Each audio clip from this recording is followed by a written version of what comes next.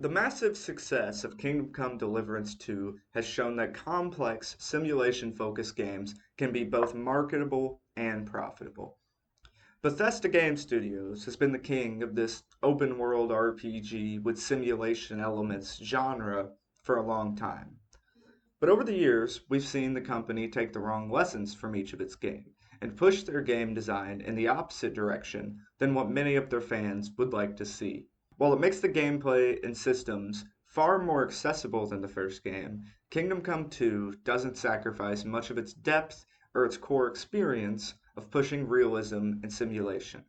The Elder Scrolls 6 is Bethesda's next project, of course, and for many, it's their make or break moment. Today I want to talk about the lessons that Bethesda Game Studios can learn from Warhorse Studios and their hit game Kingdom Come Deliverance 2. Kingdom Come 2's RPG systems are very similar to the Elder Scrolls. Skills leveling up as you use them, it features melee combat, stealth, archery, a crime system, armors. There's a lot of things that the Elder Scrolls has had that are in Kingdom Come 2, and this game shows ways that these systems can be evolved by focusing on immersion and simulation without sacrificing fun. While Bethesda has focused on random generation technology, endless gameplay loops, and utilitarian MMO style quest design, Warhorse has created a beautiful handcrafted world, filled it with interesting and diverse things to do, and created systems that allow for dynamic events that aren't planned by the developers. Its RPG systems make you really feel the progression of your character, starting very weak, uncoordinated, and lacking knowledge, and as the game goes on, you really feel the impact of upgrading your skills and your gear.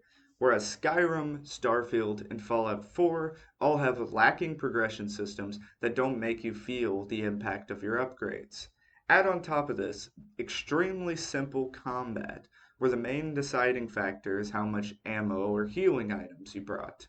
And Bethesda's game design, you can already see the problems that have been forming with it. Kingdom Come's combat, while much easier than the first, does offer satisfying gameplay and much more depth than Bethesda's combat. While Kingdom Come is buggy, it's easy to forgive a lot of that when the game is so ambitious. Whereas with Bethesda, they seem to lack so much ambition and original ideas while still failing to make games that aren't busted. Kingdom Come wraps up all of its wonderful gameplay in a very personal and cinematic story with an established character, similar to what Fallout 4 tried to do. Bethesda doesn't really have cinematics much, and this is fine, but it doesn't really substitute it with anything except static conversations.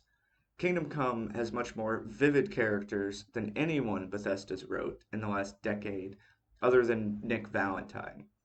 A lot of this is because the writing and voice acting, but the game's lively cinematics play a big role in this as well. The cinematics also allow for more style, offering control of cinematography and bigger moments and more fluid animation than the in-game experience can handle. Fallout 4 took a step forward for dialogue, presentation, and Starfield took steps back.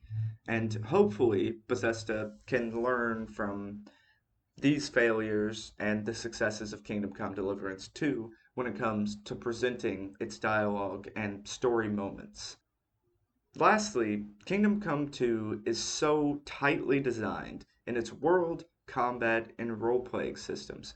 While definitely exploitable, comparing it to Bethesda's recent works, every system in Kingdom Come feels useful and more balanced, with a lot less useless items. The success of Kingdom Come Deliverance 2 has shown us that people want a more focused, polished, and handcrafted open world experience. And that you can make this kind of game, this open world simulation style RPG, and make it more streamlined and accessible without draining it of its depth. So, for all those reasons, I hope Bethesda takes a look at Kingdom Come Deliverance 2 and learns a lot from it and applies that to Elder Scrolls 6. Thanks for watching.